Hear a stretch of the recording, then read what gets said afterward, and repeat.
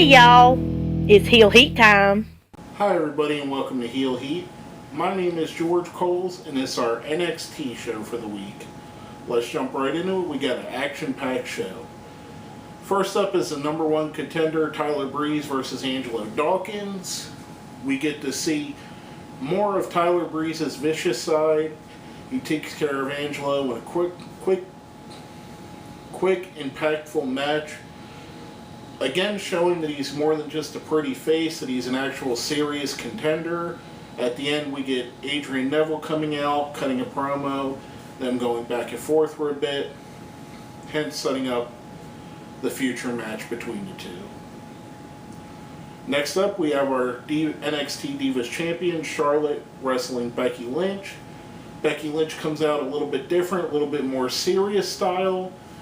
No more river dancing, no more playing around. The two put on an awesome match. My favorite match of the night. Charlotte continues to impress. I don't know why she's not on the main roster already, but we'll get into that one a little bit later. Just an awesome match. Awesome Divas action. You can't go wrong. NXT puts on some great Divas matches. The next generation and the generation that's starting to filter into the WWE roster now of divas are seriously talented folks, and we're going to see a diva revolution where I believe the women are going to become a more prominent part of the show. Next up, we have the Ascension versus Steve Cutler and Matt Miles. This week their opponents actually get named on television. Doesn't serve them any better though. The Ascension destroy them, and in a couple moments during the match, I thought there were some really interesting things going on. The Ascension kind of looked and toyed around with their opponents and looked at them, and it kind of reminded me of a snake. If anybody out there has a pet snake or knows people that have pet snakes, when you feed them when they feed them a mouse, a live mouse, you'll see the snake, it'll slither around and it'll trap the mouse in the corner and basically toy with it until it's ready to finally finish it. And I think they kind of incorporated that kind of style and that kind of vibe into the match. And I just thought it was awesome. Of course, the Ascension, what a great tag team. After the match, they cut a promo, talk about the tournament that's coming up to name a number one contender for them. I just think the Ascension is great, and I love the little nuances that they continue to add. Next up, we have two tag teams that probably will be in the tournament. First, Mojo Rawley and Bull Dempsey. Odd pairing, they actually paired up in a backstage segment right before the match. Versus the debuting team of the Mechanics, Dash Wilder and Scott Dawson. I thought this was a good match. I liked that Mojo and Bull picked up the win, even though they, kind of at odds. One's a face, one's a heel. I thought it was a cool dichotomy between them two. I think the Mechanics are a team that, as we go a couple months down the road, we're going to see more and better stuff out of them. Dash Wilder is someone who just came from the indie circuit, and a good friend of mine, Terry Houston, who, if you watch $5 Wrestling, he's a megastar there. Terry Houston, he's basically a deathmatch specialist and a great wrestler. Don't get me wrong. Great personality, great guy. He says to me, and I forget Dash Wilder's real or his previous gimmick name, but he says this: I got a friend coming down to NXT. I know you go to NXT and you watch NXT a lot. Keep a lookout for him. And it's Dash Wilder, who, from what I've seen and from what Terry's told me about him, if Terry puts a stamp of approval on somebody, that guy's going to be good. I agree with him. I think Dash Wilder and Scott Dawson are future NXT Tag Team Champions.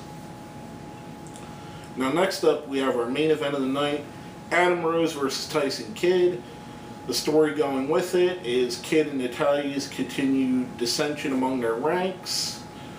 We see Adam Rose give Natalya a lollipop to start the match. Kid gets aggravated, throws a lollipop down on the canvas. They do a good match, solid match. Tyson Kidd again gets distracted, goes to get the lollipop, which ends up causing him the match with Adam Rose, which obviously he blames on Natalya. So I believe they're building to splitting the two of them, which I don't know. It's the greatest idea in the world. I like Tyson Kidd as a heel. I don't like them specifically publicly putting a wedge between him and his wife on television. I think you could have kept him a heel without even having Natalya come out, basically. I know it adds a personal effect, and I know that's why they're doing it. However, in the past, when we've seen married couples do these tension split kind of gimmicks, it's broke up their marriage in real life. And I'd hate to see that happen to Tyson Kidd and Natalya, who've been together over a decade, since they were kids, basically. So, to me, whenever I see stuff like this, now, don't get me wrong, if we see something where AJ Lee is Daniel Bryan's girlfriend, and then she goes on to Kane, and it's storyline boyfriend-girlfriend, I'm okay with that. When you start bringing in real-life married couples and you put tension as part of the television show, it kind of hits too close to home, in my opinion. Just from what I've seen, I've been a wrestling fan for a lot of years, and I've seen a lot of times this has backfired. Now, coming from that, we're going to go into our top 5 for the week, our top 5 prospects. Number 5, the NXT champion Adrian Neville. With as amazing as he is in the ring, we've seen in the beginning of the show his limitations with promo ability, basically his speaking voice and being able to orate and be understood by an American or majority English American speaking audience is going to hurt him, I believe. The thick British accent that you can understand, but once you get it with fans cheering loudly and other stuff going on, it's going to be harder and harder to understand what he's saying. Not a knock on him, and I understand that's his upbringing. I get it, but I think it's going to be one of the things that holds him back from being a superstar as opposed to a megastar. Next up's our number 4, a guy that has just like Adrian Neville, all the in-ring talent you could possibly ask for. However, his personality, a little bit better than Neville. I've said it before and I'll say it again. He's my favorite NXT wrestler, one of my favorite wrestlers, period, Sami Zayn. What can you say about the guy? The only reason he's low on this list is because other people... This list reflects what have you done for me lately. If you're not on the show or the past couple shows, you kind of get slid down, especially if there's other people that are shining, because what you want to remember is what just happened. Now, Sami Zayn, I have no question he's going to be a megastar in wrestling, as well as the next 3 people, to be honest with you. Our number 3, Tyler Breeze. He continues to impress, and he continues to morph the character from just a pretty boy model into a wrestler who also models. I think the arrogant gimmick, the whole style, I enjoy everything he's doing. I think he's only getting better and better.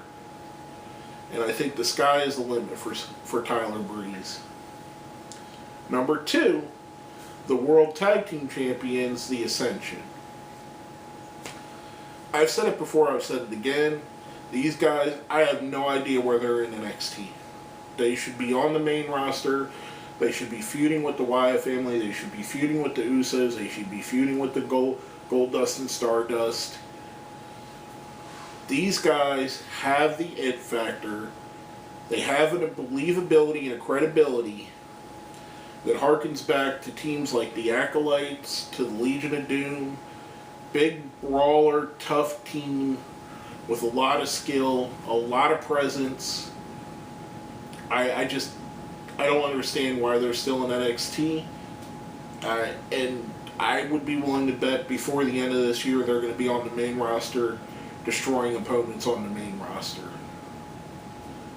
Now, last but not least, our number one. To be the woman, you have to beat the woman.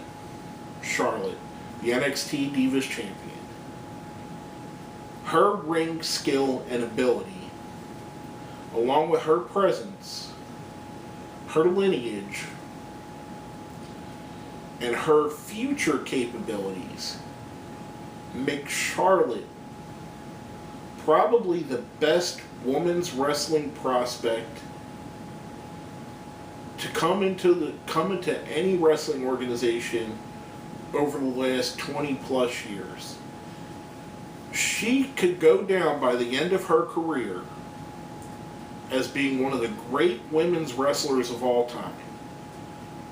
I mean, in the little over 2 years she's been a wrestler, she has gone, and the rate of improvement and the rate of evolving, the rate she's evolving as a character and as a wrestler is so impressive. I honestly can't remember anybody being this good this early in their career. And I'll say it right now, I think she's one of the 2 or 3 best women's wrestlers in the world. And could make an argument that she's number 1 even. I think she's an amazing talent. I think the apple has not fallen far from the tree. I think Charlotte definitely has enough of her father in her that she's going to make it on her own. If her name was Charlotte Stevens or Charlotte Jones, it wouldn't matter. This woman has that much talent, that much athletic ability, that much of an aptitude for professional wrestling, that I really think she's the future of women's wrestling. And that's not a knock. Her and Paige, I think, are going to lead our women's wrestling revolution, much like we've seen with Trish Stratus and Lita lead, where there were several great women's wrestlers on the roster with 2 people as the figureheads. But basically, that's all I have to say about this show. My name is George Coles, and this has been another episode of Heel Heat.